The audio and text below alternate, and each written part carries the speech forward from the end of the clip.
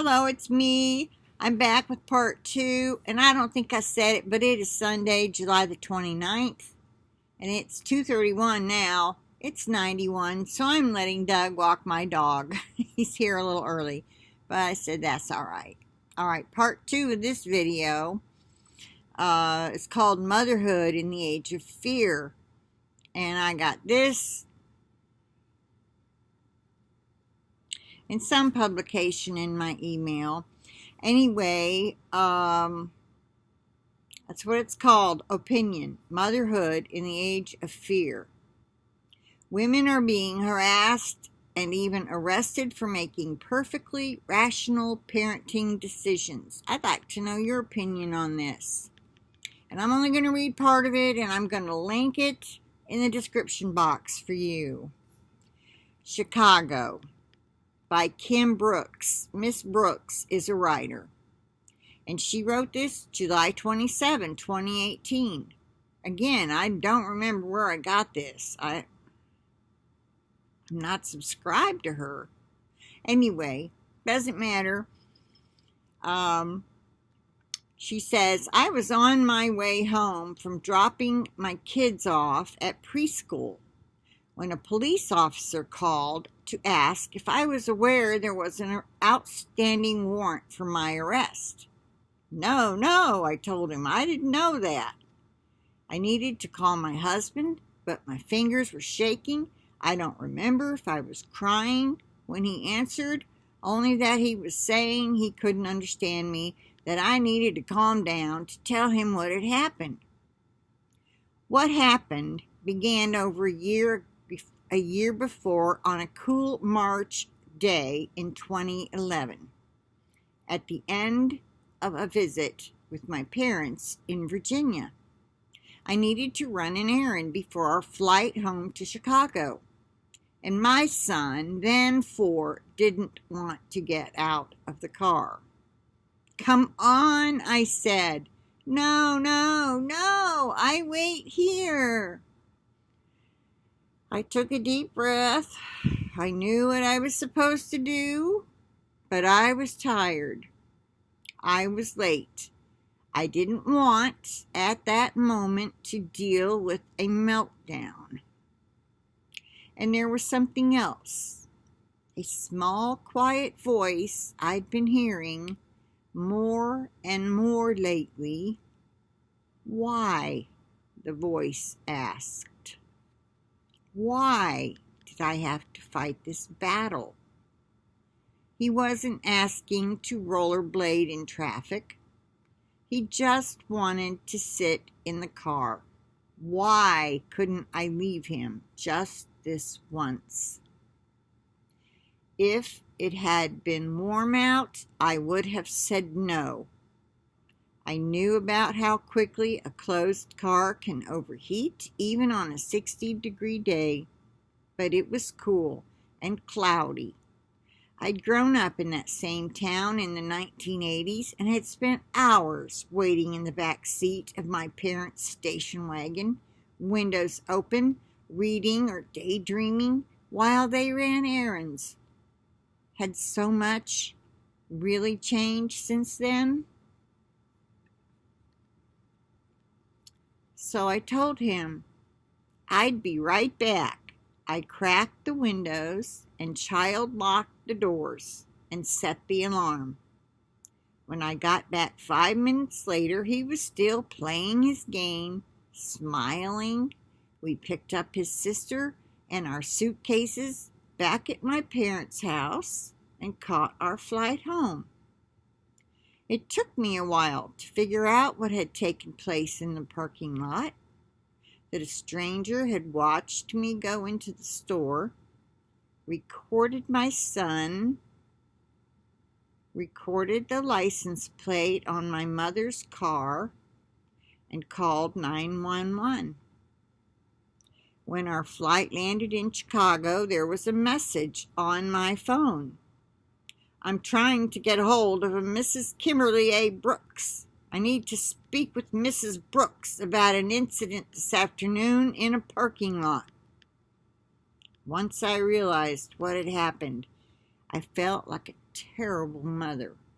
I felt as though I'd been caught doing something very bad, even if I didn't understand what the bad thing was exactly, or what the rationale was for its badness. I felt, I think, that just about every woman feels when someone attacks her mothering. Ashamed. But had I committed a crime? There's no law in Virginia against letting your kid wait in a car, though amazingly 19 states do have statutes addressing this situation. The police seem to think it was child abuse or neglect, that someone could have hurt or kidnapped my son while I was gone. When I tried to explain this to my outraged father, he said, "Last I checked, kidnapping is a crime. Someone could break into my house and shoot me in the head, but the police aren't showing up to arrest me if I forget to lock my door." I don't think they see it the same way when kids are involved, I told him. The same way, he said. You mean rationally? I contacted a lawyer who said I would just have to wait to see if the police would press charges or contact the Illinois Department of Children and Family Services.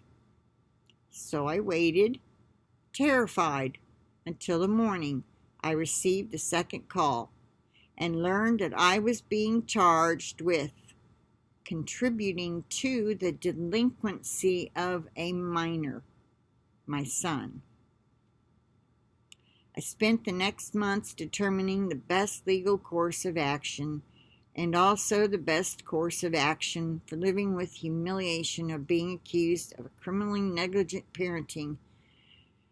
Oh my goodness, she goes on and on. We now live in a country where it is seen as abnormal or even criminal to allow children to be away from direct adult supervision even for a second. Well, the sad fact is there are evil factions out there, people, men and women, who are out to get your kid. And I have to tend to agree. It is wrong to leave your child in a car. Not if it's not the overheating issue. That's bad enough. Kids have died and suffocated in cars. But parents left them 2 hours. I mean, and there she goes on to give other incidences where one mother left her daughter in a park to play while she went to McDonald's to go to work. The little girl was like, here it is. It's not about safety, Dr. Sarnecka told me. It's about enforcing a social norm. No one knows this better than Deborah Harrell. Of the several women I spoke to about their experiences, she had gone on to find other women who had been had this similar situation. She finds this one. In 2014, Ms. Harrell let her 9-year-old daughter play in a park while she went to work at a nearby McDonald's. It was a safe neighborhood on a summer day with lots of kids. I don't care how safe you think your neighborhood is. 9 years old. No, there's no excuse for it. But she goes on to talk what it bottoms down to, in her opinion, is it because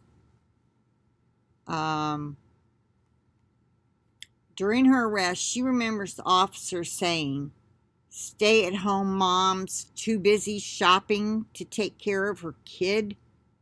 Does your husband know how you take care of your child while he's out earning big bucks?" Okay, that was one And then she has a big quote here. We're contemptuous of lazy, poor mothers. We're contemptuous of distracted working mothers. We're contemptuous of selfish, rich mothers. She said down here, you don't have to look very hard to see the common denominator. I presented this theory of mother shaming to Julie Kohler, one of the last bad moms I interviewed. She had introduced herself to me over email with the subject line, I am the horrible Starbucks mother. One day in 2016, Miss Kohler let her 3 daughters wait in her minivan watching Dora the Explorer while she grabbed a coffee. But Miss Kohler's story diverges from those of the other women because she is a senior public defender. As she cheerfully informed me, I cross-examine cops all day long. I'm not about to be intimidated by a badge.